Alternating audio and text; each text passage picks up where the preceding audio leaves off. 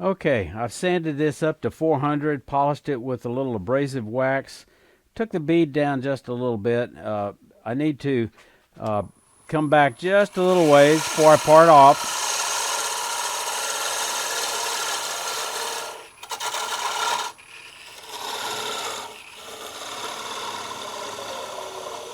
Now before I part it off, I don't have much of a stick there. I'm going to take this back a little ways.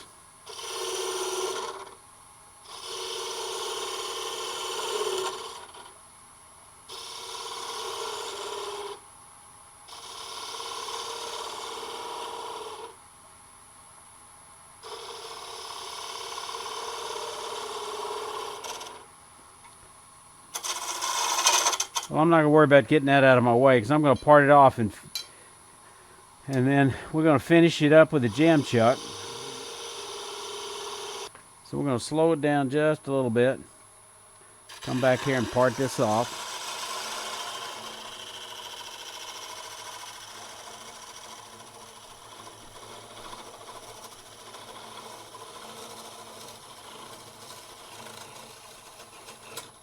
Okay.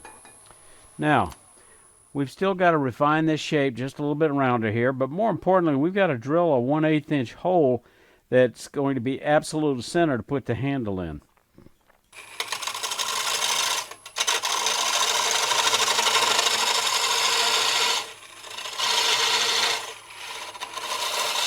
Okay, now we've got to get rid of that ash and make this thing about 1 7/8 inch. So let me just go ahead and measure this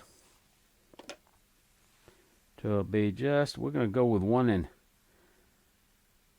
well, let's just go a little bit skosh less than this. And then bring it down a little bit, and then we'll do the fine tuning. Turn that on.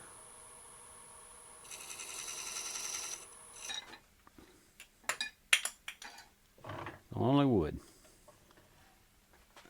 So we're just going to open this up. I'm going to use the, there's several tools. We can use a square and scraper. I'm just going to go ahead and use the parting tool. Get it a little bit closer for support.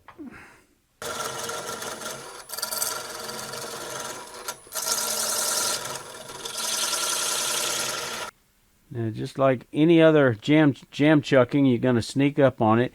I'm not going to get into all the details of jam chucking. I'm going to go ahead and short circuit this a little bit because I've got a another video on We Be Jamming to go into details of this. So let me go ahead and just shape this up and get it fitted real quick.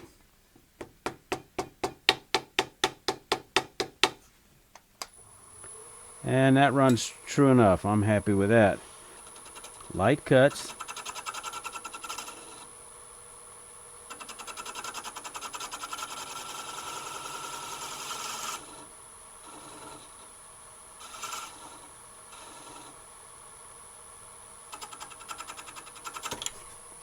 Whoa.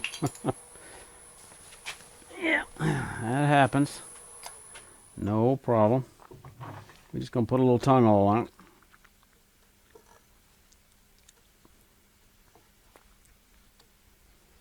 Stiffen those fibers, raise them up just a little bit.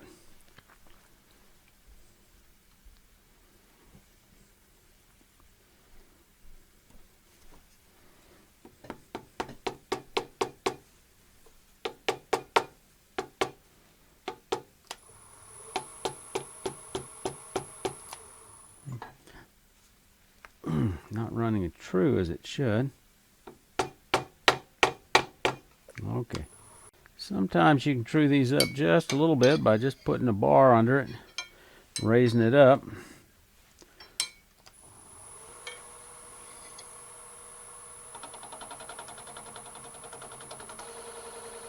Oh yeah, that's what I'm talking about, baby. Okay, now we're going to drill a 1/8 inch hole right there in the center. And so the bit, to keep the bit from wandering, I'm going to take just the slightest bit of a V-groove. I think I'll just use this point tool.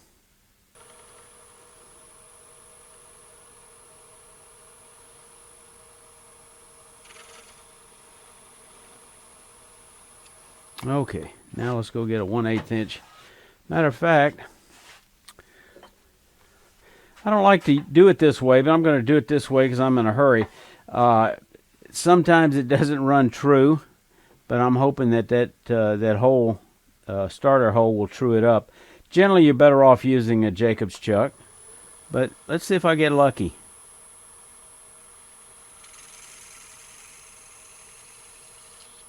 Okay, I think that's going to be close enough. Now all we got to do is sand the back end of it. All right, let's make the handle. You can make that out of a scrap of most any kind of wood. I prefer an exotic that'll polish up nice. If you've got ebony, that looks wonderful. What I'm going to use, I think, is this piece of epay. Now let's talk about chucking techniques a little bit. If you have a set of pin jaws or pin jaws, you know, you could hold it in those jaws to turn. But a lot of y'all don't have those smaller jaws. So if you don't have the smaller jaws, the way you're going to go about it is similar to what we did before. You're going to take your scrap wood. This could be mounted on a face plate, or it could have a tenon turned on it to fit on your chuck if you have a chuck. You're going to turn a small or drill a small hole, turn your blank between centers, turn it round, put a tenon on it that fits that hole, glue it up, and again center it with the live center. So I said we're not going to use a chuck, so this has got a chuck recess. We're not going to bother with this one. We're going to go ahead and turn it between centers, and that's another way to do it.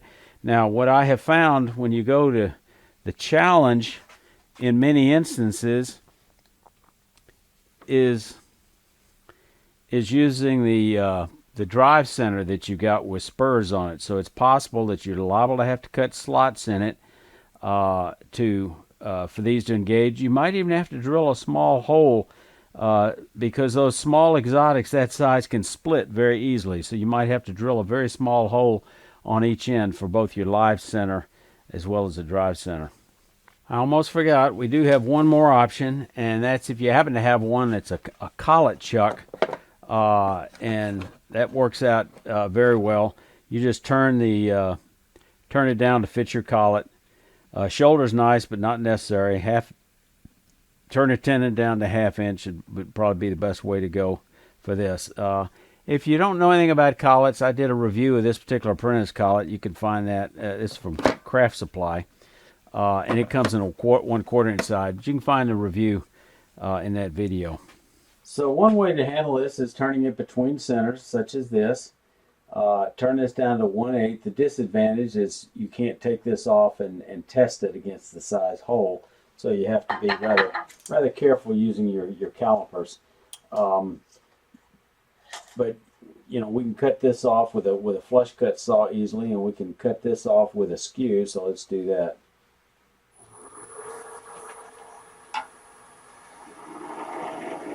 If you've gotten this far in the video, you must be getting something out of it. So please hit the like button and subscribe. Thank you very much, and back to the video. You can also cut this off with a flush cut saw, same as the other side. I think that's got it. I may have to sand off that last little bit.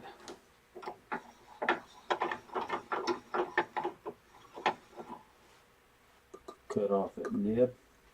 This is very hard exotic wood.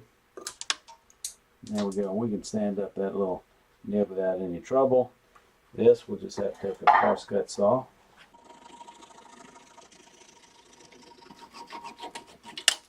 And there we are. Now there's two ways you can hang these. You can either put a screw eye on it. Frankly, it's a bit of a challenge to get that centered unless you do it while this is on the jam chucks we'll show later or earlier. So the one way to drill is to put a cord through here by drilling this small hole with a pin vise. And I like to look at it from the top so I can see if it's going perpendicular through the middle. Come all the way through. And put that little cord through there. One of the last steps, we still got to make a clapper, is you're going to take the handle you've done and put just a drop of CA glue Actually, to tell you the truth, sometimes I use carpenter's glue and let it set up overnight. But you want to line it, make sure you line it up square. So twist it in. And then bring up your tailstock and use that as a guide to center that thing. So you can get it right on center. You can actually use that to mark a little tiny little hole in it if you're going to drill a hole for your screw eye. But like I say, I prefer to drill a hole in the side. Pop that out of here. Now the only thing left is to turn a small clapper. You're going to measure the inside of the belt and look for a place where you want the clapper to lay. In this case, comes out about 1.5 inches. So I'm going to measure the 1.5 inches. So I'm going to part it off right here. And I'm just going to use the spindle gaps for that.